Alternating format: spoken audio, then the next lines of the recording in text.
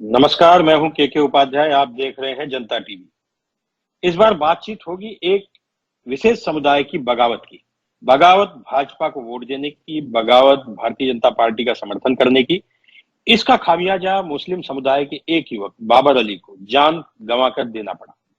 निदा खान बरेली की रहने वाली हैं, उन्हें हत्या करने की धमकी दी जा रही है। वजह है भारतीय जनता पार्टी को समर्थन। बरेली की रहने वाली निदा खान 3 तलाक का मुकदमा लड़ रही है। 3 तलाक के खिलाफ उन्होंने लंबी लड़ाई लड़ी। आज वे एक शादी समारोह में गई तो उन्हें विरोध का सामना करना पड़ा और उन्हें लगातार धमकियां मिल रही हैं। गाहे बगाए प्रत्यक्ष या अप्रत्यक्ष रूप से उन्हें धमकाया जा रहा है और इस तरह से वे परेशान हैं। उनकी सुध बुध लेने वाला कोई नहीं है। इसी प्रकार कुशीनगर, उत्तर प्रदेश में गोरखपुर से बस कुछ ही किलोमीटर दूर है कुशीनगर जिला।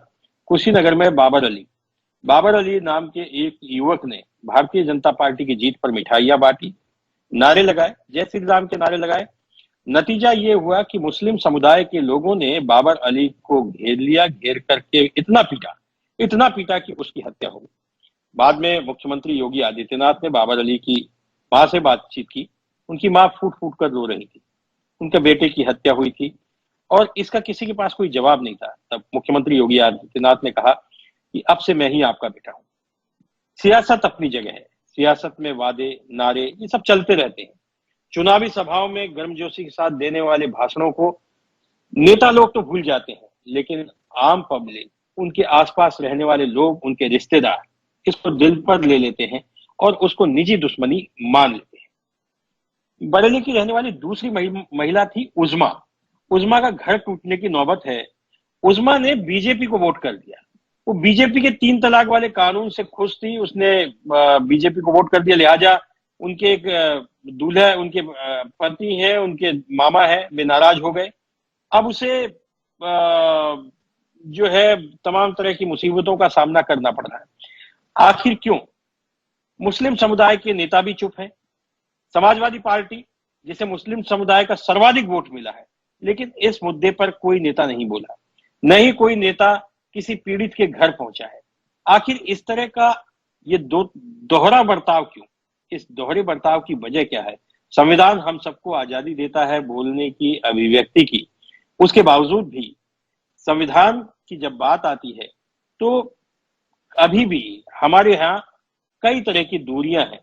इन दूरियों पर बातचीत करने के लिए हमारे साथ हैं आज भारतीय जनता पार्टी के प्रवक्ता अवनीश त्यागी, समाजवादी पार्टी के नेता हैं प्रमोद त्यागी और सैयद वासिक वारसी हैं, अध्यक्ष हैं देवा दरगाह ट्रस्ट के।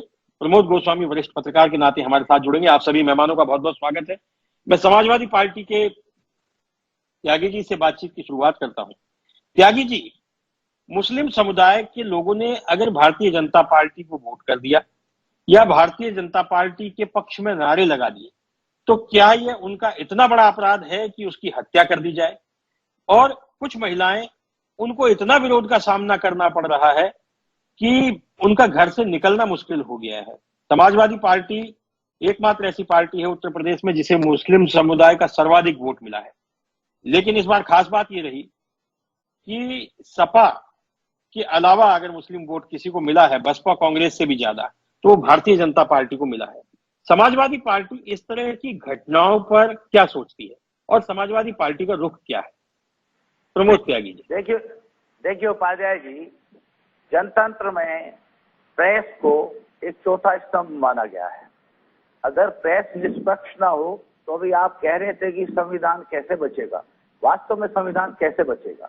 आपका मैंने सुना जो आपने भूमिका कही है, आपने कितना उत्तर प्रदेश में सर्वे किया है, दूसरी पार्टियों को वोट देने के कारण कितनी घटनाएं हुई आपकी जानकारी में है इन 3 घटनाओं के अलावा? जहां तक इन 3 घटनाओं की बात है, कोई भी आदमी जिसको जनतंत्र में विश्वास है, बड़ी कुर्बानी से वोट का अधिकार मिला है, वो केवल वोट ना देने पर हत्या जैसी चीज को कोई भी सपोर्ट नहीं करेगा। ये बेहतर बात नहीं है। लेकिन इसका एक पक्ष आप बताएंगे, ये भी प्रेस से विश्वास नहीं किया जा सकता। आपने 3 घटनाओं की चर्चा की। कुशीनगर जिले के बाबर की बड़ा चर्चित कांड है। क्यों एसओ सस्पेंड किया गया? कितने कत्ल में सस्पेंड होते हैं? अगर पुलिस वाले को निष्पक्ष जवाब देंगे कि ये कारण रहा बाबर की हत्या का, वहां के ग्राम प्रधान की रिपोर्ट है, वो आपके सामने कभी आती भी नहीं है। ऐसी चीजें आप प्रेस रखना भी नहीं चाहते हैं। मैं बाबर की हत्या को किसी भी हत्या को सही ठहराने वालों में नहीं हूँ। हत्या किसी भी चीज का जवाब नहीं है, किसी भी चीज का जवाब तार्किक बहस है, किसी भी चीज का जवाब उसका पक्ष और विपक्ष सुनना, उसके बाद निर्णय लेना है। बाबर की हत्या हुई हो, निदा खान का यहाँ तक मामला है। 3 तलाक के मसले पर मुस्लिम्स लोग पर्सनल लॉ में कोई भी अमेंडमेंट, कोई भी गवर्नमेंट की तरफ से घुसना नहीं पसंद करते, क्योंकि आजादी के वक्त ये मानते हैं कि हमें विश्वास दिया गया था। हिंदू लॉ भी है, लॉ भी, मैं एडवोकेट हूँ, हिंदू लॉ भी है, मुस्लिम लॉ भी है, पर्सनल लॉज है। उनकी नाराजगी वहां थी। वो उनकी पत्नी है, बरेली के धार्मिक समुदाय के लोग हैं, उस परिवार से हैं। उसकी लड़ाई इलेक्शन से पहले से अपने ससुराल वालों के साथ थी, निदा खान की। शायद ये चीजें आपके टीवी में भी पहले दिखाई गई होगी, बहुत से लोकप्रिय समाचार पत्रों में भी प्रकाशित होती रही है। बिल्कुल बिल्कुल। तीसरी घटना आपने और बताई है। मैं मुजफ्फरनगर जनपद की 3 घटनाएं बताता हूँ जिन लोगों ने भारतीय जनता पार्टी के विपरीत वोट दिया और उनके साथ अत्याचार हुआ, लेकिन आपके चैनल तक वो बात पहुंची नहीं होंगी ना, आपके संवाददाताओं ने बातें आप तक पहुंचाई नहीं होंगी ना। आपको हर पल सोचना चाहिए। भारतीय जनता पार्टी के प्रवक्ता हमारे पास बैठे हैं, आपकी बात का उनसे जवाब ले लेंगे, लेकिन ये बाबर की हत्या का आप जो है गोलमोल जवाब दे रहे हैं। आपके नेता ने उस पर कोई निंदा प्रस्ताव नहीं पारित किया, न निंदा की। वो रोज दिन में कम से कम 5-6 ट्वीट करते हैं, इस पर एक भी ट्वीट नहीं आया। जब कहीं किसी की हत्या हो जाती है या कहीं कोई कांड हो जाता है तो आप पार्टी के नेता वहां पहुंच जाते हैं, लेकिन बाबर के यहाँ कोई नहीं पहुंचा। तो ये दल देख करके निष्ठाएं रहती हैं क्या कि अगर दलित की यहाँ हत्या हुई है तो हमारे नेता जाएंगे, अगर भारतीय जनता पार्टी की प्रशंसा करने में किसी की हत्या हुई है तो हमारे नेता न ट्वीट करेंगे न जाएंगे। सवाल ये है कि अभिव्यक्ति की आजादी का ये दोहरा मापदंड क्यों है? मैं आपकी जो आपने बातें कही हैं उससे सहमत हूं कि ठीक है, कुछ घटनाएं हुई होंगी और वो घटनाएं सभी अखबारों ने भी दिखाई हैं, सभी टीवी चैनलों पर भी दिखाई है, लेकिन मजहब धर्म के नाम पर और भारतीय जनता पार्टी की तारीफ करने के नाम पर यदि हत्या होती है तो इस हत्या की निंदा करना तो कम से कम बनता है। ठीक है, आप नहीं जा रहे न जाएं, आपकी अलग आइडियोलॉजी हो सकती है इस मुद्दे को, लेकिन मेरा ये कहना था त्यागी जी, प्रमोद त्यागी। सुनिए, मैं ये कह रहा हूं, मैं हत्या को कतई सपोर्ट करने वाले लोगों में से ना मैं हूं ना मेरी पार्टी है। हत्या किसी चीज का कभी हल नहीं है। मैं ढूंढूं नहीं कह रहा हूं, बड़ा स्पष्ट कह रहा हूं। हत्या किसी चीज का कोई अल्टरनेट नहीं है, कोई जवाब नहीं है। लेकिन हत्या को ये जोड़ दिया जा रहा है कि वो केवल भारतीय जनता पार्टी को वोट देने के कारण हुई है, उससे मैं सहमत नहीं हूं। उसके पीछे जो कारण है, अगर उसके पीछे कारण ना होते तो ऐसो सस्पेंड ना होता, उसके पीछे कारण ना होते तो गांव प्रधान की रिपोर्ट को अनदेखा ना किया जाता। आपने उस प्रधान से बात की है, आप बताइए जिसको आप जो वोट से जोड़ रहे हैं, ये गलत कह रही है, उसको हम छोड़ देते हैं। आप बताइए क्या कारण है उसकी हत्या के पीछे? आपकी पार्टी ने कोई वहां टीम भेजी या आपकी पार्टी ने कोई रिपोर्ट तैयार करवाई है? बाबर की हत्या क्यों हुई, आपकी पार्टी क्या सोचती है? आपसे ये विश्वास किया जाता है कि आप दोनों पक्षों को सुनेंगे, दोनों पक्षों को रखेंगे, तभी जनता। मैं तो अभी आप ही को सुन रहा हूं, उनसे तो अभी मैंने बात ही नहीं की है, आपकी पूरी बात सुन रहा हूं। ये तीनों घटनाएं भारतीय जनता पार्टी को वोट देने के कारण नहीं हुई हैं। तीनों घटनाओं के पीछे पूर्व घटनाक्रमों के वैमनस्य थे। अब उन 3 घटनाओं को 24 करोड़ के उत्तर प्रदेश में वोट से जोड़ कर डाला जाए तो ऐसी तो मैं लगातार घटनाएं हर जिले की बता सकता हूं। और रही बात ये हत्या किसी चीज का, निदा खान का इस चुनाव से पहला मसला नहीं चल रहा क्या? बताइए आप ही।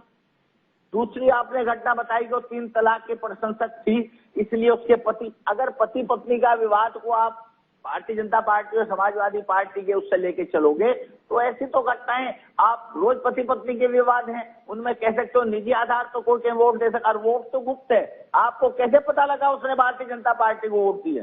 क्या आप वोट गुप्त नहीं रही है क्या? क्या आपको अरे वो नारे लगा रहा था भाई, नारे लगा रहा था, मिठाई बांट रहा था वो, उसने मतलब वोट दिया नहीं दिया इसकी कोई रिपोर्ट नहीं है, लेकिन वो नारे लगा रहा था भारतीय जनता पार्टी के नारे लगा लगा करके मिठाई बांट रहा था। उसके बाद उसकी हत्या हुई है।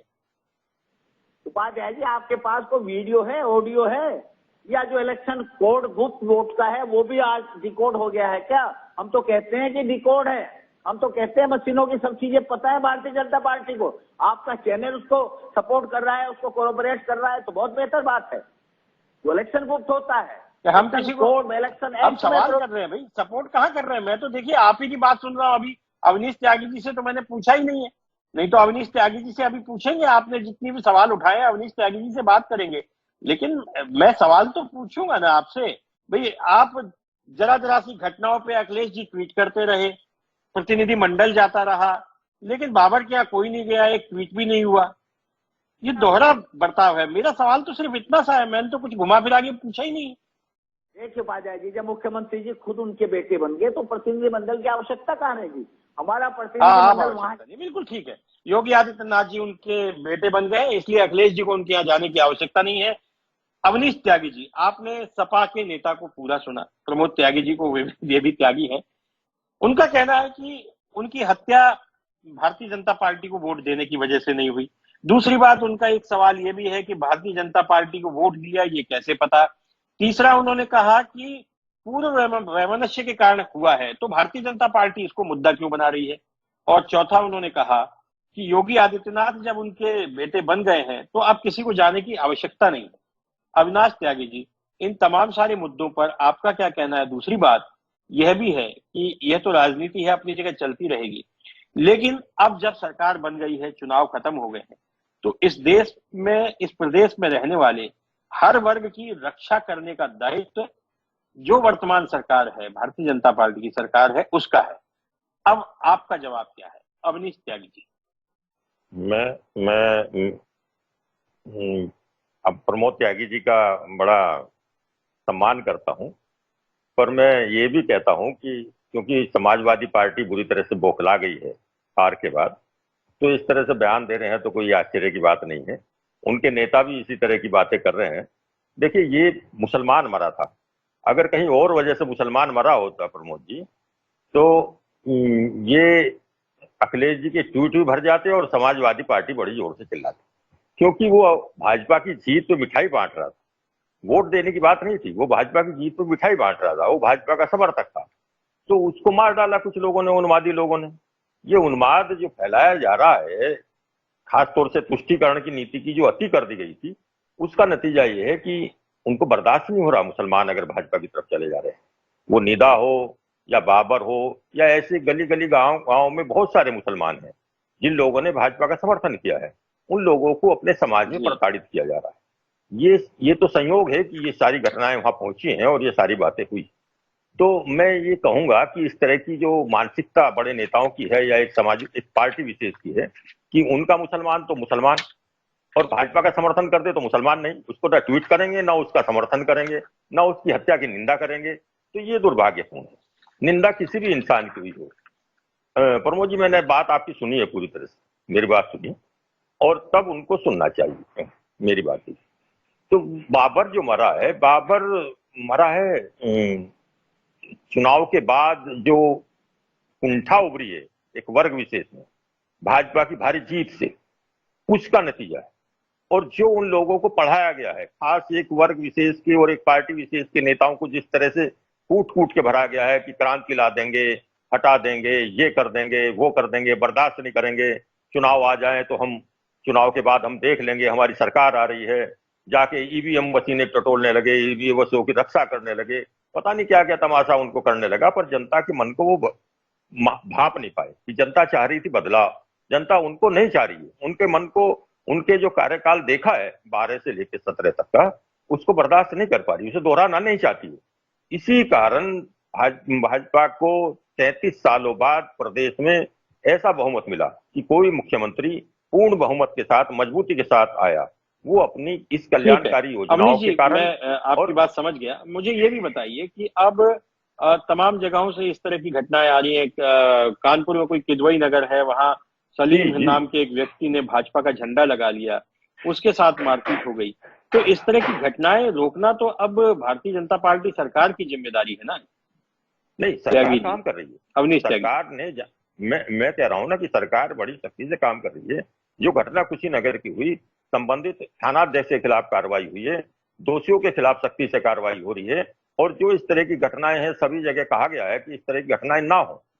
और निरपेक्ष रूप से काम करें सरकार। जो आतंक फैलाना चाहते हैं, जो दहशत फैलाना चाहते हैं, ऐसे वर्ग से सख्ती से निपटा जा रहा है। ठीक है त्यागी जी। हमारे साथ अध्यक्ष हैं सैयद वाशिक वारसी जी हैं, देवा दरगाह ट्रस्ट के अध्यक्ष हैं। देवा दरगाह ट्रस्ट न केवल मुस्लिम समुदाय में बल्कि हिंदू समुदाय की भी बहुतायत संख्या में वहां लोग जाते हैं, मत्था टेकते हैं, मन्नतें मांगते हैं। अध्यक्ष जी, मैं आपसे ये जानना चाहता हूं कि ये जो हिंदू मुस्लिम चल रहा है या इस तरह की जो घटनाएं हो रही हैं, अगर किसी मुस्लिम समुदाय के व्यक्ति ने भारतीय जनता पार्टी को वोट कर दिया तो क्या उसका इस कदर विरोध होना चाहिए कि उसकी हत्या हो जाए, या जो भारतीय जनता पार्टी के झंडा डंडा लगा रहे हैं, भारतीय जनता पार्टी के कानूनों के साथ खड़े हैं, उनको धमकियां दिया जाना चाहिए? आप क्या सोचते हैं इस मुद्दे को लेकर के, वारसी साहब? जी, ये तो बिल्कुल गलत है। हमारे हजरत हाजी हाफिज सैयद वारिस अली शाह साहब देवा शरीफ का संदेश रहा है कि मोहब्बत करो, और जो मोहब्बत करे वो हमारा है। तो हमारा जो मिशन है, जो संदेश है, वो हम पूरे भारत में मोहब्बत को लेके इसको प्रचार करते हैं, फैलाते हैं, और लोगों के दिलों में हिंदू मुसलमान का सबसे बड़ा केंद्र जो है वो देवा शरीफ है। ये जो घटना हुई है ये बहुत ही निंदनीय है, बहुत गलत है। अगर कोई मुसलमान, कोई भी, उसमें जात का कोई वो नहीं है, अगर वो योगी जी से मोहब्बत कर रहा है, मोदी जी से कर रहा है, तो वो उसका फैसला है, वो आजाद है, वो कर सकता है। और उसके लिए कोई भी ऐसा समाज, वो चाहे मुस्लिम हो या वो दूसरा समाज हो, जो एक गलत अपने दिमाग में प्रोपेगेंडा रखता है कि साहब ये ऐसा नहीं होगा तो हम इनके साथ ये करेंगे, वो बिल्कुल गलत है। हमारी तरफ से और हमारे पूरे समाज की तरफ से इसकी घोर निंदा हम करते हैं कि अगर वो एक मासूम एक इंसान, अगर वो योगी आदित्यनाथ जी से प्रेम कर रहा है, मोहब्बत कर रहा है, तो उसको इनको सपोर्ट करना चाहिए। उसको इनको परेशान और उसके हिसाब से दबाव में नहीं लेना चाहिए। आज इस वक्त उत्तर प्रदेश में सबसे बड़ी चीज यही है कि इस चुनाव में बहुत ही मुसलमानों ने योगी आदित्यनाथ को वोट किया है और बड़े मोहब्बत से किया है, क्योंकि उनका हम लोग से भी बड़ा अच्छा साबका है मुख्यमंत्री जी का।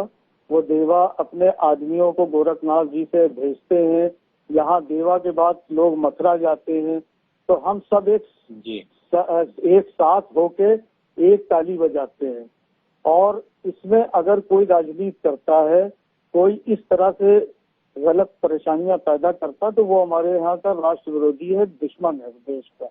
हम चाहते हैं, हमारे सबसे बड़ा पर्व होली था, आपने देखा होगा कि देवा शरीफ में सबसे अच्छी हिंदू मुस्लिम एकता की होली हुई और सबने बड़े प्यार से लगन से होली की, उसके बाद गले मिले और एक दूसरे के घरों में गए। तो हमारी जो संस्कृति है, हमारा जो हम जहाँ पले बढ़े हैं और जो हमारे जो पीर हैं वारिस अली शाह, उनका सबसे बड़ा यही संदेश था कि देखो देखो मोहब्बत करो। आपको मालूम होगा सैयद वारिस अली शाह साहब ने 3 बार रूप किया है श्री कृष्ण जी का। जब उनके एक बहुत ही मानने वाले थे, राजा मैनपुरी थे, तो वो कहने लगे कि बाबा हमको वापस जाना है 4 दिन के लिए मथुरा। तो आप कहते मथुरा कहाँ करिए जाएंगे, का कृष्ण यहाँ नहीं है। और आपने अपना कपड़ा पूरा डाला और 3 बार कृष्ण जी का रूप दिया। तो जब कृष्ण जी का रूप दिया तो उन्होंने कहा बस अब यही तुम ही मेरे कृष्ण हो, तुम ही मेरे शिव हो, अब मुझे तुम्हें छोड़ कर कहीं नहीं जाना। आज सबसे बड़ी देवा की परंपरा है, देखिए, मोहब्बत। और मैं 3 बार प्रधानमंत्री जी से मिल चुका हूँ, वहाँ भी मैंने यही कहा है कि देखिए देश में इस वक्त जो है हमें मोहब्बत की सख्त जरूरत है। जो पार्टियां जिसकी नहीं बनती किसी से कुछ है तो चुप बैठे। हम जो इस वक्त दोनों आदमी काम कर रहे हैं उसका मुझे सपोर्ट करना चाहिए, मुझे आगे बढ़ना चाहिए और लोगों को साथ, उनके जो दिमाग गंदे लोग कर देते हैं उस दिमागों को आगे बढ़ाना है कि भाई इस देश की एकता को, अखंडता को और इसको मजबूत बनाने के लिए हमको सबसे अच्छा मेल मोहब्बत रखना है। हमें बुराइयां नहीं तलाशनी, हमें अच्छाइयां तलाशनी है कि क्या क्या अच्छा किया। तो मेरा तो यही है कि भाई वारसी साहब, आपने हमारे साथ वरिष्ठ पत्रकार हैं प्रमोद गोस्वामी जी, आपने प्रमोद जी तीनों वक्ताओं को सुना। मेरा सवाल भी आपसे ये है कि भारतीय जनता पार्टी की प्रशंसा करने पे हत्या हो गई, इस बात को रिपीट करने से कोई फायदा नहीं। भारतीय जनता पार्टी मुस्लिमों के वोट तो लेती है, लेकिन किसी मुस्लिम को प्रतिनिधित्व नहीं देती, टिकट नहीं देती। और ये जो घटनाक्रम हो रहा है, चाहे वो बाबर की हत्या हो, चाहे निदा खान का मामला हो, चाहे उज्मा का हो, या किदवई नगर में एक मुस्लिम सलीम का मामला हो, और भी तमाम तरह की इस तरह की घटनाएं हैं। इस तरह की जो घटनाएं हैं उनको आप किस तरीके से देखते हैं और इनके कारण क्या है? ये समाज में ये नफरत आ कहां से रही है? अभी अध्यक्ष देवा दरगाह ट्रस्ट के अध्यक्ष हैं, वो मोहब्बत की बात कर रहे थे, तो हम सब लोग मोहब्बत से क्यों नहीं रहते? चुनाव तो अब खत्म हो गए, किसी एक पार्टी को जीतना है, किसी एक पार्टी को हारना है, और ये जनता फैसला करती है। किसी एक पार्टी के हाथ में भी नहीं है कि कौन जीतेगा कौन हारेगा। इन सब के बाद में इस तरह की जो नफरतें हैं, जानलेवा नफरत, तो ये नफरतें कहां लेके जा रही हैं प्रदेश को? प्रमोद जी। उपाध्याय जी, निश्चित रूप से ये चिंता का विषय है कि जिस ढंग से वो किसी भी, ये लोकतंत्र में और संविधान में हमारा अधिकार है कि हम किसे वोट दें, किसके साथ खड़े हों, किसका अपोज करें, ये लोकतंत्र की ये खूबसूरती है। लेकिन पिछले 30-35 वर्षों से अगर आप देखें तो जो देश में एक हिंदू और मुस्लिम की जो एक राजनीति की शुरुआत हुई, जो अपने चरम पर आ गई। अब मुझे लगता है कि सुखद पक्ष ये भी है कि अब मुस्लिम समुदाय के लोग जो भारतीय जनता पार्टी को फूटी आंख नहीं सुहाते थे, या उनकी नीतियों से वो सहमत नहीं होते थे, या उनसे वो समझते थे कि शायद ये मुस्लिम विरोधी पार्टी है, मुझे लगता है कि वो भ्रम दरक रहा है अब। और ये जो घटनाएं हुई हैं, ये इस बात का एक अच्छे लोकतंत्र का या इस मुल्क की मजबूती के लिए, महफूदी के लिए, इस मुल्क की जो संस्कृति है उसके लिहाज से ये इसकी एक शुरुआती कदम माना जा सकता है कि अब की मुसलमानों ने जिस ढंग से वोट दिया, ये एक इस पर भी सवाल उठते रहते थे कि नहीं ये तो मीडिया का प्रोपेगेंडा है, मुसलमानों ने वोट नहीं दिया। लेकिन अब जिस ढंग से खुल के मुस्लिम समुदाय, भले ही अभी वो संख्या नगण्य हो, कम हो, ये बात आप कह सकते हैं, इस पर एक डिबेट हो सकती है, लेकिन प्रमोद जी, बसपा और कांग्रेस से ज्यादा है, यानी मुसलमान भारतीय जनता पार्टी की तरफ शिफ्ट होने लगा है।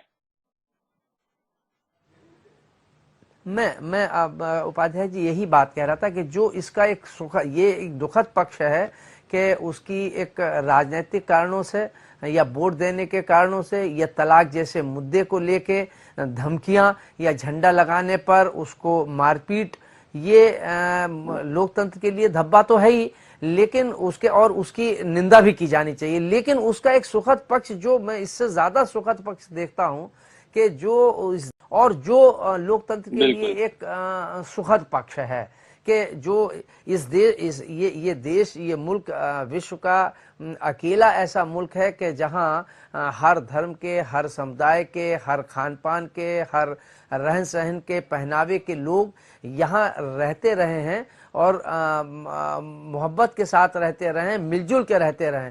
लेकिन राजनीति, विडंबना है कि राजनीति ने पिछले लगभग 3 दशकों से, 3.5 दशकों से जो इन गुलदस्तों में के कुछ फूलों में मठा डालने का काम किया, जिससे लोकतंत्र भी कमजोर हो रहा था, राजनीति भी गड़बड़ा रही थी, डगमगा रही थी, वो अब लोगों को, और जो ये परसेप्शन बना दिया गया था कि भारतीय जनता पार्टी हुआ है, अगर वो भारतीय जनता पार्टी सत्ता में आ जाएगी तो मुसलमानों को समुद्र में फेंक देगी, ये भी चीजें चलती रही हैं।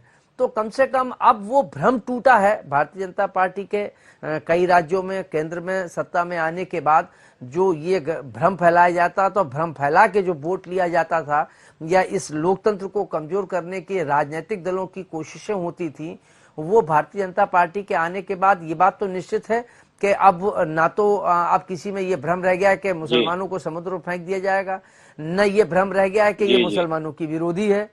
तो ये सारी जो गलत नैरेटिव्स थे ये दूर हुए हैं।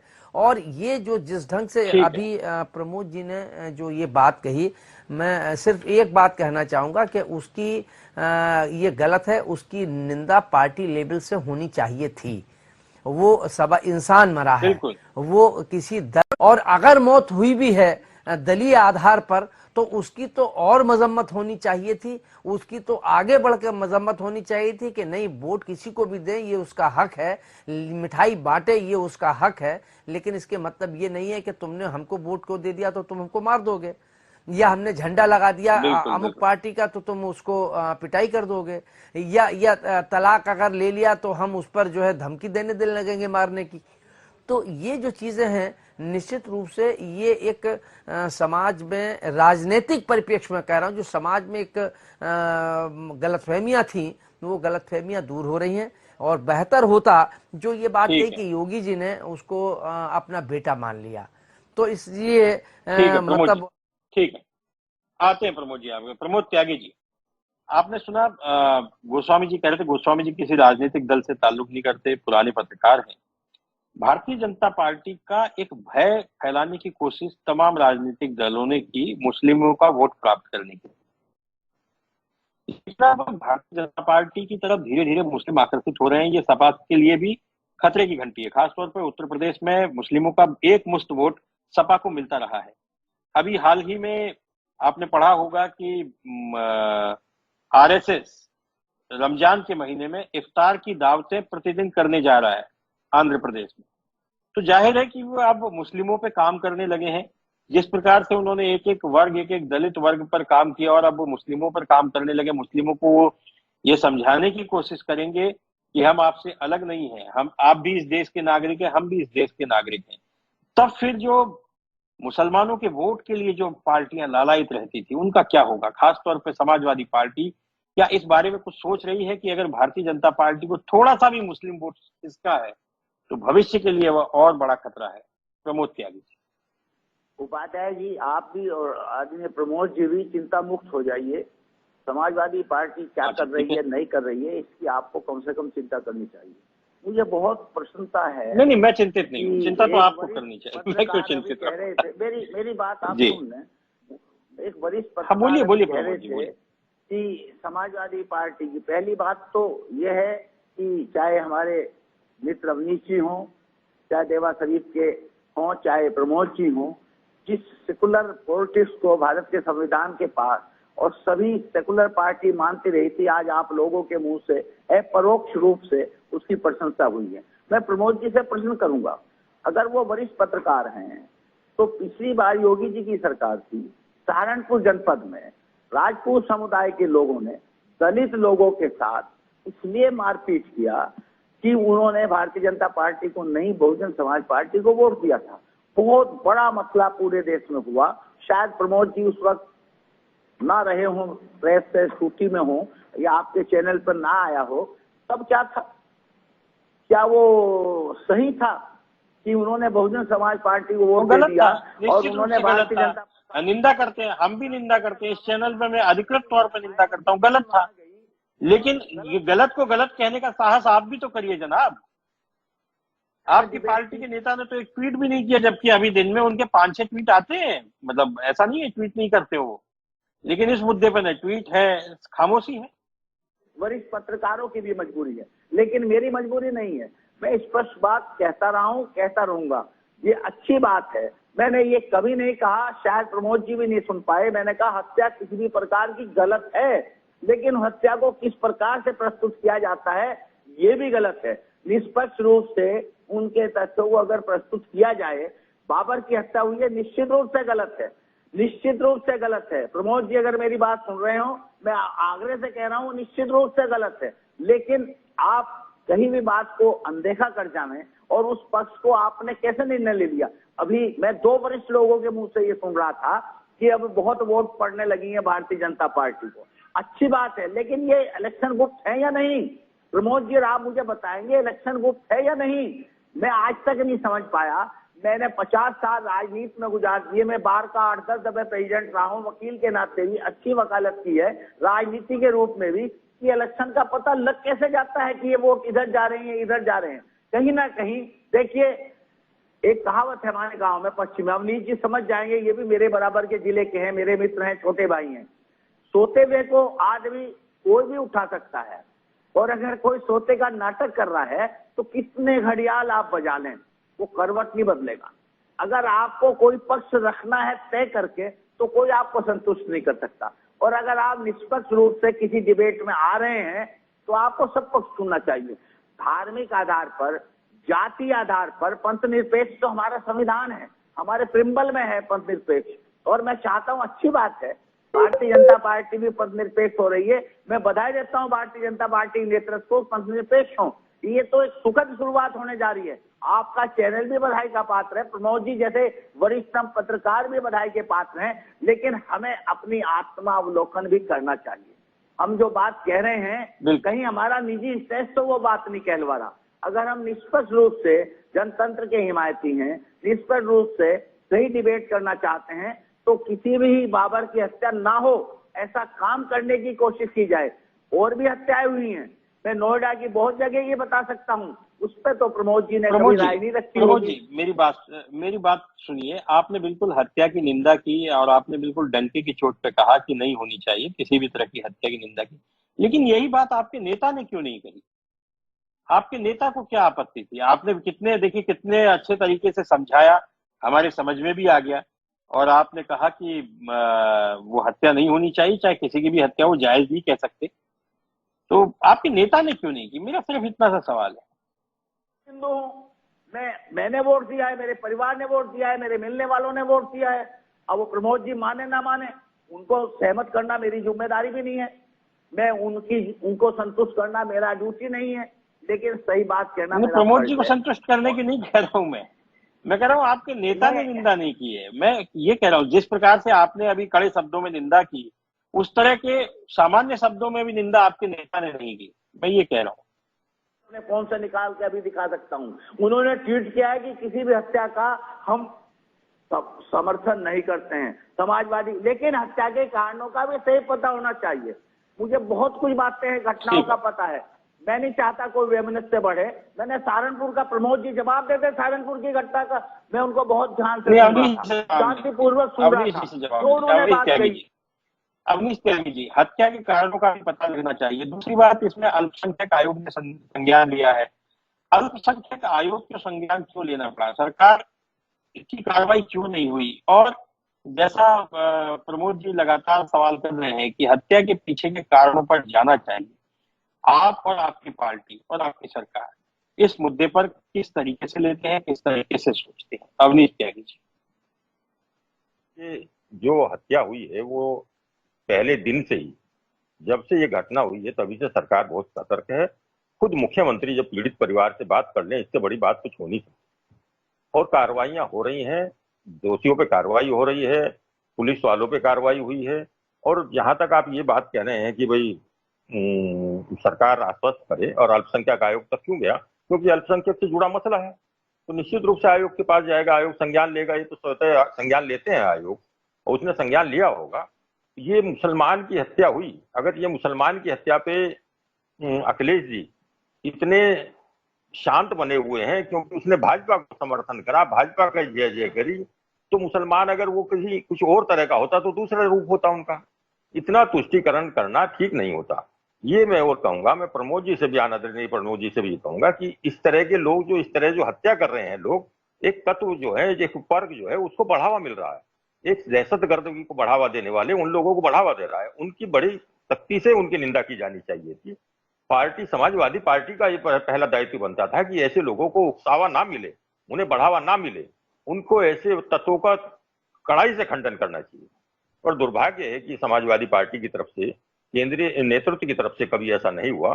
और केवल वोट बैंक के लिए पिछले 5 सालों में योगी जी के कार्यकाल में जिस तरह से अल्पसंख्यक लोगों को योजनाओं का लाभ सीधा मिला है, उससे बेचैनी बढ़ी है। अल्पसंख्यकों का रुझान, अल्पसंख्यकों के बीच जो कड़वाहट फैलाई गई है पिछले वर्षों से, वो कम हो रही है। वो कम इसलिए हो रही है कि योगी राज में 5 साल में जिस तरह से लोक कल्याणकारी योजनाओं का फायदा निचले स्तर तक पहुंचा, एक मुसलमान को सबसे ज्यादा कल्याणकारी योजनाओं का फायदा उठाने वाले हमारे अल्पसंख्यक वर्ग के लोग हैं। तो इससे ये दहशत अब एक खास पार्टी में बैठ गई है कि कहीं उनका वोट बैंक न खिसक जाए। वोट बैंक की दहशत, गायब होने की दहशत इतनी है कि मैं उपाध्याय जी बताऊं कि माननीय अखिलेश यादव जी अयोध्या जाते हैं, हनुमानगढ़ी का दर्शन करते हैं, पर रामलला दर्शन करने नहीं जाते हैं। उन्हें डर लगता है कि कहीं वही ये बवाल उनके पीछे न चिपक जाए। तो इस तरह की मानसिकता, इस तरह की राजनीति अब बंद हो जानी चाहिए। सन 2014 के बाद से देश विकास की राजनीति की तरफ बढ़ा है। जातिवादी और धर्मवाद की राजनीति टूटने लगी है। यही वजह है कि पिछले 5 सालों में कोई दंगा नहीं हुआ और समाजवादी के कार्यकाल में इतने दंगे हुए कि कारोबार चौपट, दहशत फैली, सारे तमाम जितने बवाल हुए वो इसीलिए हुए कि एक खास तबके के लोगों को, जो दहशत फैलाने वाले लोगों को। एक सवाल और है अवनीश जी कि भारतीय जनता पार्टी आप जिस प्रकार से आज मुसलमानों के रहनुमा होकर बात कर रहे हैं, लेकिन आपने देखा कि भारतीय जनता पार्टी ने किसी भी एक मुस्लिम समुदाय के व्यक्ति को टिकट नहीं दिया। चुनाव के बाद मंत्री बनाया, ये बात सही है, लेकिन चुनाव से पहले किसी को भी टिकट नहीं दिया। कि क्या वजह रहती है? और ऐसा पहली बार हुआ ऐसा नहीं है, पिछले चुनाव में भी ऐसा हुआ था, तो क्यों ऐसा होता है अवनीश जी? टिकट देना जो है वो जीत हार के समीकरणों के आधार पर तय करता है। किस जाति, किस क्षेत्र की जरूरत है, कौन कार्य करता है, कहाँ क्या है, इस पर निर्भर करता है। समाजवादी पार्टी भी टिकट बांटती है, बहुत लोगों को टिकट देती है, नहीं देती है, ये तो पार्टी का अपना निर्णय होता है क्या रणनीति के तहत टिकट दिए जाते हैं। पर भाजपा ने मुस्लिम प्रतिनिधित्व देने के लिए एक मंत्री बनाया है, राज्यसभा भी भेजे जाते हैं, ठीक है, विधान परिषद भी भेजे जाते हैं। तो ऐसा नहीं कहना चाहिए कि हम उनको प्रतिनिधित्व नहीं दे रहे, उनको प्रतिनिधित्व है, पूरा सम्मान है, पूरी सुरक्षा है। आप एक ऐसी दरगाह के अध्यक्ष हैं जहां होली के दिन रंगोत्सव मनाया जाता है, मिठाई बांटी जाती है, सूफी नगमे गाए जाते हैं, फिर राजनीति में इस कड़वाहट को देख करके आपको क्या लगता है, क्या सोचते हैं आप, और भविष्य क्या देखते हैं राजनीति का? वाकई कहा, देखिए मेरा तो मानना ये है कि प्रेम और सौहार्द और मोहब्बत से बढ़ के कुछ नहीं है, और जितनी कोशिश होती है हम लोग यही करते हैं कि सब, चाहे कोई भी पार्टी हो, मोहब्बत से रहें। और ये सब चुनाव आते और जाते हैं, हार जीत होती है और इसका कोई मतलब नहीं है, लेकिन जो अब है 5 साल वो बहुत सौहार्द से, प्यार से, मोहब्बत से। अगर कोई मुसलमान भाई अपनी श्रद्धा, अपनी मोहब्बत भाजपा को दिखा रहा है तो उसमें कोई परेशानी की बात नहीं है, उसको उसी तरफ रहने दिया जाए, उनके गुणगान गाए और उनके विकास के साथ रहे। दूसरी पार्टियों ने इतने जबरदस्त तरीके से मनगढ़ंत करके लोगों को लड़वाया भिड़वाया, उस चीज का अब खात्मा होना चाहिए। अब ये हमारा आजाद और प्रेम से भरा हुआ भारत देश है, इसको मौजों से और प्यार से ही, रंगों से सजा लेना चाहिए, अपने दिलों से, दिमाग से निकाल देना चाहिए दहशतगर्दी, और जो दहशतगर्द है, गुंडाइज्म है, उसके खिलाफ कठोर कार्रवाई होना चाहिए। जैसा कि योगी जी करते हैं वो सही करते हैं, और जो शरीफ लोग हैं, जो अच्छे लोग हैं, जो वो दिल से चाहते हैं योगी आदित्यनाथ को, इसी वजह से कि पीस बना रहे, माहौल अच्छा रहे, कोई किसी को न सताए, अमन और चैन की जिंदगी बनी रहे। हम लोगों का यही प्रयास है कि पूरे भारत में अमन, चैन और मोहब्बत से रहे, और ये जो विकास, बिल्कुल मोहब्बत है। वासी साहब बिल्कुल आपकी बात से सहमत हूँ। प्रमोद गोस्वामी जी, आखिरी सवाल आपसे है, इसके बाद इस डिबेट को समाप्त करते हैं। सवाल ये है कि भारतीय जनता पार्टी को जिस प्रकार से, चाहे कम संख्या में मुस्लिम वोट मिले हों, लेकिन मुस्लिम भारतीय जनता पार्टी की तरफ आ रहे हैं, तो क्या भारतीय जनता पार्टी को नए सिरे से अपनी नीतियों को के बारे में या रणनीति के बारे में विचार नहीं करना चाहिए? प्रमोद जी। नहीं, उपाध्याय जी, पहले तो जो प्रमोद त्यागी जी ने बात कही, उनके 2-3 सवाल उठाए, उनकी जिज्ञासा को ठंडा कर दिया जाए। प्रमोद जी, मैंने, आपने निंदा की, उस पर सवाल नहीं उठाया। मैंने ये बात कही कि क्या पार्टी को निंदा नहीं करनी चाहिए थी? उसको एक भी प्रेस नोट रिलीज हुआ है? एक भी किसी नेता ने उसकी निंदा की है? आप प्रवक्ता के रूप में तो यहाँ निंदा कर रहे हैं, ठीक है, वो अच्छी बात है, स्वागत योग है। दूसरी बात, आपने एक बात ये कही, ये मैं समझता हूँ अपरोक्ष आपने एक बचाव पक्ष ही रखा है। आपने कहा कि ये कैसे पता कि वोट उन्होंने भाजपा को दिया था?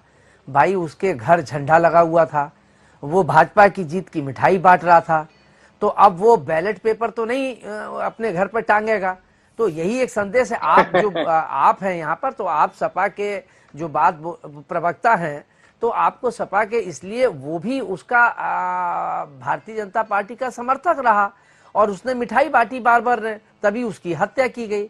जहां तक आपने सहारनपुर और कानपुर की बात कही, तो प्रमोद जी, अभी समाजवादी पार्टी को या किसी भी दल को अभी आप 8-10 वर्ष से जुड़े होंगे। मैं पिछले 40 वर्ष से समाजवादी पार्टी को, कांग्रेस को, भाजपा को, सबको कवर करता रहा हूं, बहुत नजदीक से देखा है। अभी आप जरूर ये बात कह रहे हैं, लेकिन कम से कम जानकारी कर लीजिएगा। तो इसलिए नहीं, उसकी मैं रग रग से वाकिफ हूं और हर दल की उसको मैं अच्छी तरीके से जानता हूं कि क्या है। तो मैंने और कभी भी मैंने दलीय आधार पर कोई टिप्पणी नहीं करता। जो सही है उसको सही कहता हूं, गलत है उसको गलत कहना चाहिए। आपको मैंने नहीं कहा कि आपने तो आते ही सबसे पहले निंदा की, वो मैंने सुना था और सभी लोगों ने जो बैठे हैं उन्होंने सुना था। सवाल आपके निंदा की नहीं है, सवाल पार्टी के निंदा की है कि पार्टी को निंदा करनी चाहिए थी। एक, और वो मुस्लिम हो या हिंदू हो, सिख हो या ईसाई हो, इससे कोई मतलब नहीं, लेकिन जिन कारणों से हत्या की गई कि वो मिठाई बांट रहा था, उसके आधार पर उसकी हत्या की गई, ये उसका आधार हो सकता है या माना जाना चाहिए। उसके घर झंडा लगा था और वो मिठाई भाजपा के जीत की बांट रहा था, तो इसके मतलब है कि भाजपा को उसने वोट दिया होगा। इसलिए इस आधार पर कहा जा सकता है वोट तो गोपनीय होता है, उसको तो ना आप देख सकते हो ना हम देख सकते हैं। दूसरी बात जो उपाध्याय जी आपने कही कि भारतीय जनता पार्टी अपनी रीत नीति में बदलाव करेगी, निश्चित रूप से उसको अगर आप देखिए वो नीति रीत में बदलाव कर रही है, ऐसा मुझे बिल्कुल स्पष्ट दिखाई दे रहा है। उत्तर प्रदेश की जो जातिगत राजनीति, उत्तर प्रदेश की लगभग 3 दशकों से तो मैं बहुत नजदीक से देख रहा हूं कि सत्ता में कौन आएगा ये जातिगत समीकरण तय करते हैं। लेकिन भारतीय जनता पार्टी ने इस बार जातिगत समीकरणों को आईना दिखा दिया, लाभार्थी एक वर्ग खड़ा करके। उसने सभी वर्गों के लिए जो अन्न बांटा, उससे सभी वर्ग के लोगों ने लाभ उठाया और फिर उसका ये परिणाम निकला कि जातिगत समीकरण भी टूटे।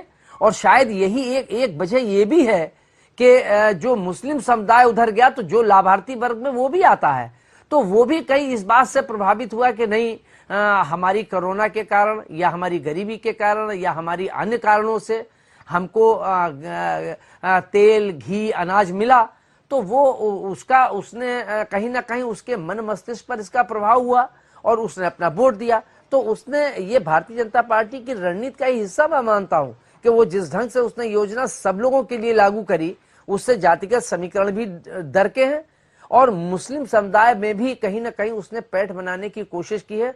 और मुझे लगता है कि आगे और जाके, अभी अगर आप देखें तो संघ प्रमुख जी ने, भागवत जी ने भी ये बात कही है अपने 2-1 उद्बोधन में कि नहीं, मुस्लिम समाज को और सब लोगों को भी जोड़ा जाना चाहिए और उसको जोड़ने पर काम करें। और अभी उपाध्याय जी जो आप कह रहे थे वो बात सही है कि दलितों पर पिछले 7-8 वर्षों से भारतीय जनता पार्टी बराबर काम कर रही थी, अब की उसका लाभ भी मिला है और लाभार्थी से मुस्लिम को भी आया और आगे भी मुझे लगता है कि भारतीय जनता पार्टी जिस ढंग से एक रणनीति बनाती है, जिस ढंग से चलती है, तो मुझे लगता है कि वो अब की उसका पूरा फोकस जो है वो मुस्लिम समाज पर ही होगा कि उनमें ये भरोसा और विश्वास पैदा किया जाए।